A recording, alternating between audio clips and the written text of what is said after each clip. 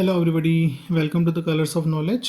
और आज हम कक्षा 10वीं में चैप्टर 5 जो है उसमें ये क्वेश्चन 3 का जो पहला प्रश्न है वो कर रहे हैं। ठीक है, एक एपी में ए का मान 5 दिया हुआ है, डी का मान 3 दिया हुआ है और ए एन की वैल्यू 50 है। आपको एन और एस एन ज्ञात करना है। ठीक है, तो देखिए हम जानते हैं, यहाँ डायरेक्ट वैल्यू दी गई है। हम जानते हैं कि ए एन जो होता है वो A plus N minus 1 into D के बराबर होता है। ठीक, तो ए एन का जो मान है वो कितना है 50 बराबर 5 प्लस एन माइनस 1। एन हमारे पास नहीं है और जो डी है उसकी वैल्यू 3 है।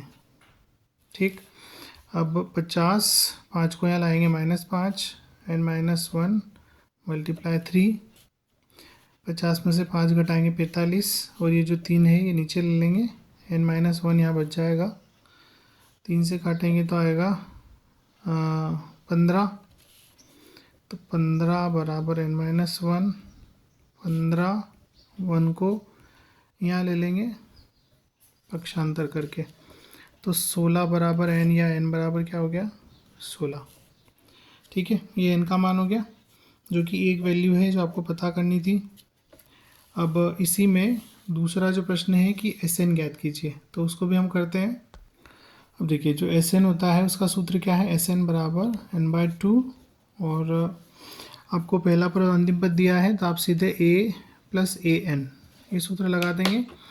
अब यहाँ पर एस एन की वैल्यू हमने 16 निकाली है तो एस 16, 16/2 और ए का मान हमारे पास कितना है 5 प्लस ए एन का मान हमारे पास है 50। ठीक है, बस 16/2 को काटेंगे अब तो 8 आएगा और ये आपका हो जाएगा 55। 8 5 40 और 40 और 4 44। तो इसके 16 पदों का जो योग है कितना हो जाएगा 440। ठीक है, तो ये इसका पहला प्रश्न है। आशा करता हूँ आपको समझ आया होगा। थैंक्स फॉर वॉचिंग और लाइक शेयर सब्सक्राइब ज़रूर करें। Thank you.